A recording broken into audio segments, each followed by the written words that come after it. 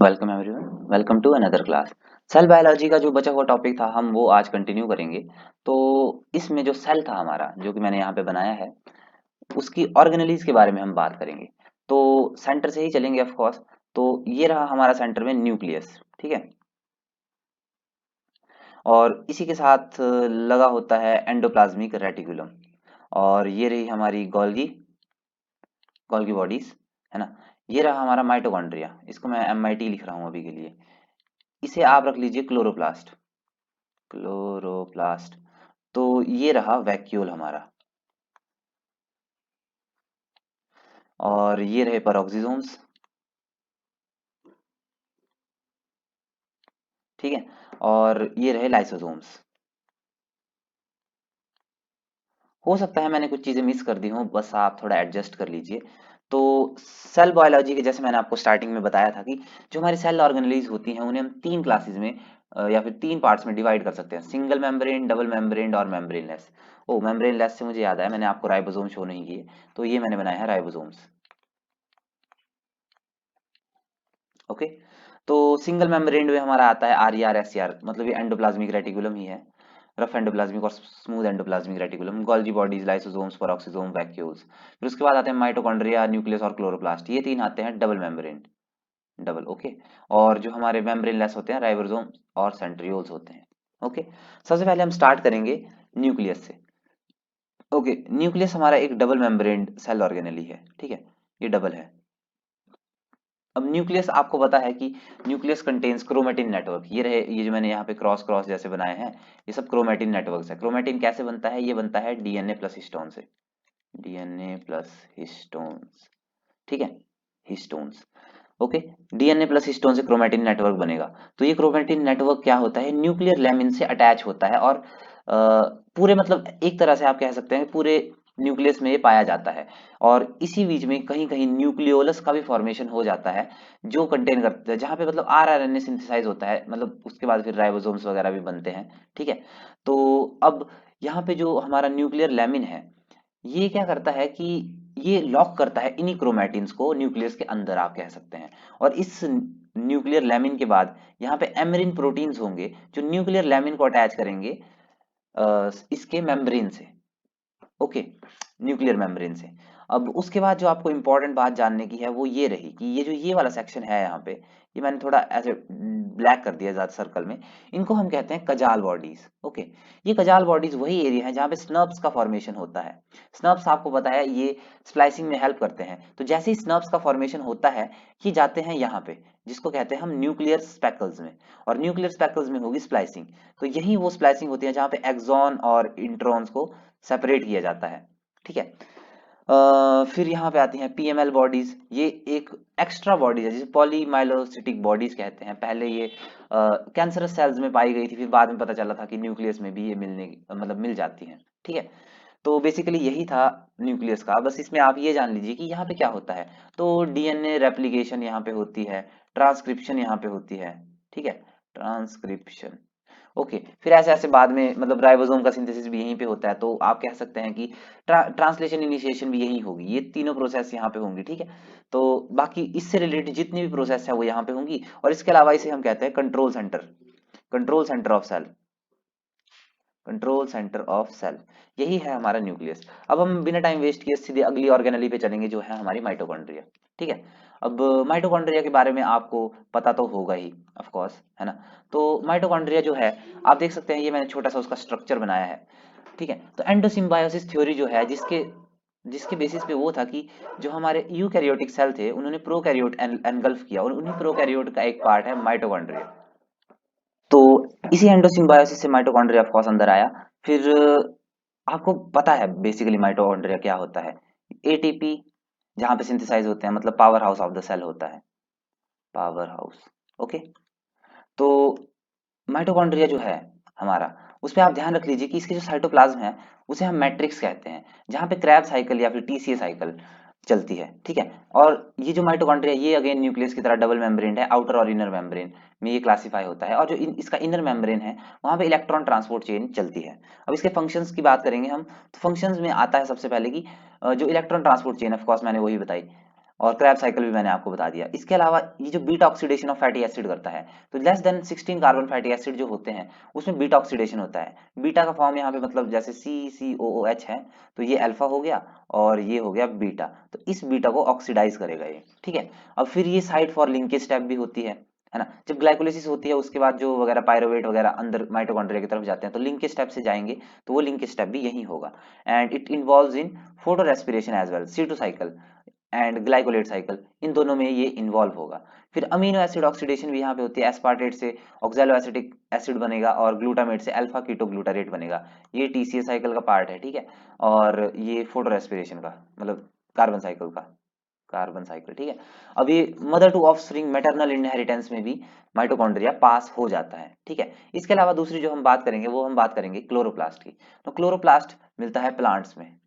Actually plastids होते हैं, उसी का एक आप कह सकते हैं उसी की फर्दर क्लासिफाई करेंगे, उसको क्लोरोप्लास्ट बोलेंगे। ये इसमें क्लोरोफिल भी होता है, जैसे क्लोरोफिल ए वगैरह, वो ग्रीन कलर प्रोवाइड करता है प्लांट्स को, ठीक है। तो अब ये आप मैंने थोड़ा सा स्ट्रक्चर बना दिया है। इसके साइटोप्लाज्म को कहेंगे हम stroma, thylakoid granule, stromal lamella वगैरह मैंने आपको यहाँ पे बना के दिखा दिए हैं, ठीक है। अब इसके फंक्शन, तीन मेजर फंक्शन है। एक है ATP synthesis just like mitochondria, फिर फोटोसिंथेसिस भी करता है and site for C2 cycle, मतलब फोटो रेस्पिरेशन भी यही होती है। और जब मैं फोटोसिंथेसिस की बात करूंगा तो लाइट रिएक्शन डार्क रिएक्शन दोनों यही होंगे। फिर हम बात करेंगे एंडोप्लाज्मिक रेटिकुलम की, ठीक है। अब एंडोप्लाज्मिक रेटिकुलम दो फॉर्म, एक्चुअली यहाँ पे राइबोसोम होना था, राइबोसोम्स, ठीक है। राइबोसोम्स वैसे मैं आगे डिस्कस करूंगा, पर यहाँ पे मैं लिखा है कि राइबोसोम्स दो फॉर्म में आपको मिल सकते हैं, एक अटैच्ड फॉर्म, एक फ्री फॉर्म।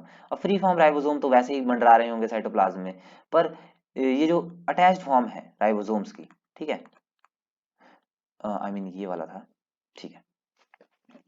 तो ये अटैच्ड फॉर्म एंडोप्लाज्मिक रेटिकुलम से जुड़ी हुई होती है, तो उससे RER मतलब रफ एंडोप्लाज्मिक रेटिकुलम मिलता है, ठीक है। तो एंडोप्लाज्मिक, ये देखिए मैंने यहाँ पे बनाया है, ये जो मैंने यहाँ पे सर्कल सर्कल बनाए हैं ये राइबोसोम्स हैं, इसी एंडोप्लाज्मिक रेटिकुलम के सरफेस पे अटैच हुए, और ये न्यूक्लियर मेम्ब्रेन से जाके अटैच होता है। मैं आपको नीचे फिगर में दिखा देता हूँ, ये रहा हमारा न्यूक्लियस, ठीक है। अब इसी न्यूक्लियस के मेम्ब्रेन के साथ ये जो कंटिन्यूटी यहाँ चली है, यही है हमारी एंडोप्लाज्मिक रेटिकुलम की कंटिन्यूटी, ठीक है। तो ठीक है, ओके। तो अब इसके बीच में मैंने थोड़े डिफरेंस पॉइंट यहाँ पे लिखे हैं, आप देख सकते हैं, ठीक है। तो सबसे पहला पॉइंट है कि surface contain ribosomes of course, cisternae are more developed. ये आप देख सकते हैं कि ये जो ये पार्ट है इसको बोलते हैं हम सिस्टर्ने, और ये जो ये सेंटर का पार्ट होता है इसको हम बोलते हैं ट्यूब्यूल्स, ठीक है। तो जो RER होता है उसमें मतलब रफ एंडोप्लाज्मिक रेटिकुलम में सिस्टर्ने ज्यादा डेवलप होता है कंपेयर टू ट्यूब्यूल्स, ओके। और जो हमारा इसके बाद प्रोटीन सिंथेसिस होगी यहाँ पे, ऑफ कोर्स सिक्रेटरी प्रोटीन्स को सिंथेसाइज करेगा ये, और एन लिंक्ड ग्लाइकोसाइलेशन होगी ASNX सेरिन थ्रियोनिन, ठीक है। ये ये जो मैंने यहाँ पे लिखा है, तो ASNX सेरिन या फिर ASNX थ्रियोनिन के साथ जब ये सिग्नल उसको मिलेगा तब पता चलेगा कि एन लिंक्ड ग्लाइकोसाइलेशन वहां पे होनी है, ओके। एंड दे हैव चैपेरॉन्स जो प्रोटीन फोल्डिंग में हेल्प करेंगे, कैलनेक्सिन, कैलरेटिकुलिन, ये एक्चुअली चेक करते हैं, चेक प्रोटीन्स कि वो प्रोटीन जो बना है वो ठीक बना है या नहीं। फिर डाइसल्फाइड बॉन्ड का फॉर्मेशन भी हमारा एंडोप्लाज्मिक रेटिकुलम के रफ पार्ट में होता है, मतलब रफ एंडोप्लाज्मिक रेटिकुलम में होता है। अब स्मूथ एंडोप्लाज्मिक, इसका सरफेस स्मूथ होता है क्योंकि राइबोसोम्स एब्सेंट होते हैं, राइबोसोम्स एब्सेंट, ठीक है। अब ये फ्री फॉर्म में मिलता है, यही है वो free form of ER। Actually ribosomes की मैंने आपको फ्री फॉर्म बताई, ये भी फ्री फॉर्म है, ये अटैच नहीं होती है एंडोप्लाज्मिक रेटिकुलम न्यूक्लियर मेम्ब्रेन से, ये फ्री फॉर्म में मिलती है। इसके जो काम है, इसमें tubules are more developed and lipid synthesis इसका मेन वर्क है, ठीक है। लिपिड सिंथेसिस इसका मेन वर्क है। फैटी एसिड सिंथेसिस भी यहाँ पे होता है और कोलेस्ट्रॉल सिंथेसिस भी होता है। अब जैसे ये फैट से आप रिलेट कर सकते हैं, तो आप कह सकते हैं टेस्टोस्टेरोन, टेस्टोस्टेरोन जो भी है मतलब उसकी स्पेलिंग, ठीक है, उसके सिंथेसिस में भी ये करता है। और जीनोबायोटिक डिटॉक्सिफिकेशन, मतलब अगर बॉडी में कोई फॉरेन सब्सटेंस आ जाए जो हार्मफुल होगा, उसको भी ये मैनेज करेगा।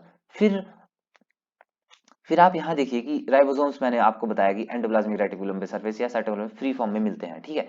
तो उससे क्या होता है कि जो फ्री फॉर्म में होते हैं वो साइटोप्लाज्मिक प्रोटीन्स बनाते हैं, साइटोप्लाज्मिक प्रोटीन याद रखिए।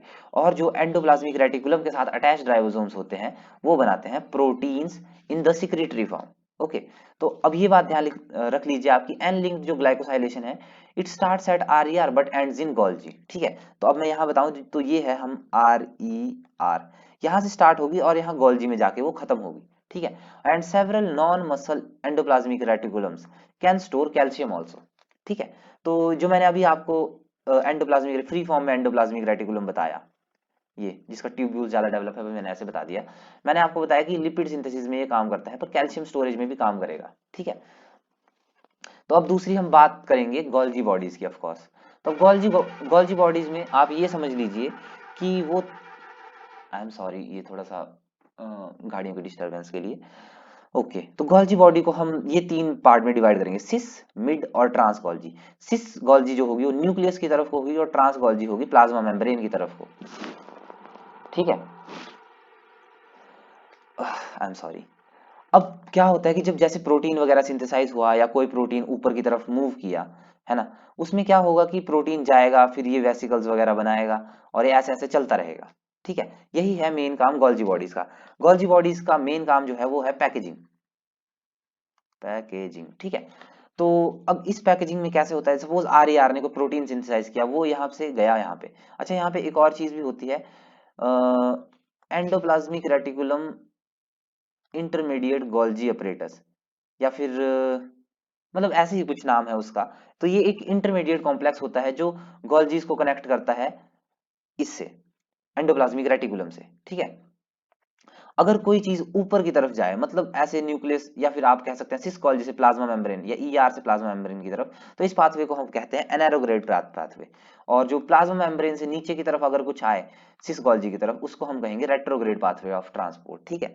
तो इसमें जब ये वेसिकल्स ऊपर की तरफ जाती हैं, तो जो वेसिकल्स इसमें फॉर्म होंगी, उसके बाहर कोप 2 प्रोटीन लग जाएगा, ये एक सिग्नल होता है उसको बाहर ले जाने के लिए। और जब अंदर की तरफ आएंगी तो क्लाथ्रीन कोट से वो कवर हो जाती हैं, ठीक है। अब ट्रांसिस मतलब ट्रांसिस मिड आपको पता चल गया। अब ये देखिए कि यहाँ पे जो गोल्जीज फॉर्म होंगी उसे हम कहेंगे ट्रांसपोर्ट वेसिकल्स, ठीक है। आई मीन वेसिकल्स जो फॉर्म होंगी वो ट्रांसपोर्ट वेसिकल्स होंगी। तो ऐसे ऐसे ये कंटिन्यू होती रहेंगी प्रोसेस में, और जब भी ट्रांस से बाहर की तरफ को जाएंगी तो हम इसे सिक्रेटरी वेसिकल्स कहेंगे, ठीक है। ये बात आप ध्यान रख लीजिए। अब बात करेंगे हम लाइसोसोम्स की। अब लाइसोसोम्स आपको बताया सर्कुलर फॉर्म में आपको देखने के लिए मिल जाएंगे, सुसाइडल बैग कहते हैं जिन्हें हम, है ना। तो इन्हें डाइजेस्टिव बैग भी कहते हैं। इनका पीएच 3.5 टू 4.5 होता है, 4.5 एग्जैक्ट होता है। किसी किसी केस में बहुत एसिडिक देखने के लिए भी मिल गया था कुछ बुक्स में, तो आप इसको 4.0 टू 4.5 ही कर लीजिए ज्यादा एक्यूरेसी के लिए, ठीक है। ऑटोफेजी हिट्रोफेजी मिल सकती है, ऑटोफेजी में ये अपने सेल को खाएगा और हिट्रोफेजी में ये फॉरेन सेल्स को खाएगा। हाइड्रोलिटिक एंजाइम्स होते हैं इसमें अराउंड 50 होते हैं, ज्यादा भी हो सकते हैं, ठीक है। वी टाइप पंप इसके सरफेस पे हमें देखने के लिए मिल जाता है। अब जो वी टाइप पंप की मैंने बात की, वो वी टाइप पंप डिस्कवर हुआ था वैक्यूल्स पे। ये हमारे वैक्यूल्स हैं, ये उसमें वी टाइप पंप है। अब ये वी टाइप पंप टोनोप्लास्ट, जिसकी हम सेल मेम्ब्रेन है टोनोप्लास्ट, ठीक है, उस पे ये डिस्कवर हुआ था। तो जो वैक्यूल्स का काम है वो पिगमेंट, फूड और एसिड या एयर को स्टोर कर सकता है। एसिड काट दो इसमें से, ठीक है। फूड और एयर को स्टोर कर सकता है, जैसे बहुत सारे माइक्रो ऑर्गेनिजम्स में एयर होती है जो उसको बॉयंसी प्रोवाइड करती है, ठीक है। और food, of course food material store बाद में सर्वाइव करने के लिए, पिगमेंट, कलर फॉर्मेशन और ऑस्मो रेगुलेशन इसका एक बहुत ही मेजर फंक्शन है, ठीक है। फिर आता है हमारा पेरोक्सिसोम। पेरोक्सिसोम्स का जो मेन फंक्शन है वो है ऑक्सीजन स्पीशीज को, कहाँ लिखा है मैंने, पर ऑक्सीजन फैटी एसिड। चलो इससे कंटिन्यू कर लेते हैं, मैंने ऑक्सीजन स्पीशीज नहीं लिखा क्या। एक रिएक्टिव ऑक्सीजन स्पीशीज होती हैं, ठीक है। तो मैंने जैसे H2O2 एक एग्जांपल है जिसका, ये उससे हमारी सेल्स को बचाता है। तो it is the secondary site for oxidation of fatty acid. इसके अलावा, है ना, जैसे मैंने आपको ऊपर बताया था कि रफ एंडोप्लाज्मिक रेटिकुलम कहाँ गई, रफ एंडोप्लाज्मिक ये है।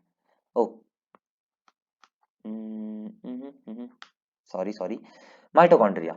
Beta oxidation of fatty acid यहाँ पे होगी, और जो हमारा ये पेरोक्सिसोम होगा यहाँ पे होगी अल्फा और बीटा दोनों ऑक्सीडेशन, ठीक है।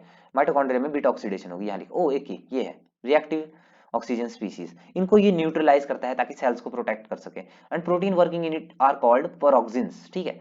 It involves in C2 cycle also, जिसमें माइटोकॉन्ड्रिया, पेरोक्सिसोम और क्लोरोप्लास्ट वगैरह इन्वॉल्व होते हैं। ग्लाइकोजिलेट पाथवे में भी breakdown of lipid and starch करता है ये। उसके अलावा हम बात करेंगे राइबोसोम्स की। आपको पता है राइबोसोम्स क्या होते हैं, प्रोटीन और आरएनए से बने होते हैं। इट इज राइबो न्यूक्लियोप्रोटीन, ठीक है। प्रोटीन और उससे ये 70s 80s टाइप के हो सकते हैं। 70s आपको मिलता है प्रोकैरियोट्स में, 80s मिलता है यूकैरियोट्स में, ठीक है। उसमें भी 23s 16s और 28s 18s, इसमें लार्ज स्मॉल ऐसे करके ये अलग अलग आरएनएज में होते हैं। उसके साथ जब प्रोटीन फॉर्म होता है, मतलब प्रोटीन जुड़ जाता है तो वो राइबोसोम्स को बनाता है।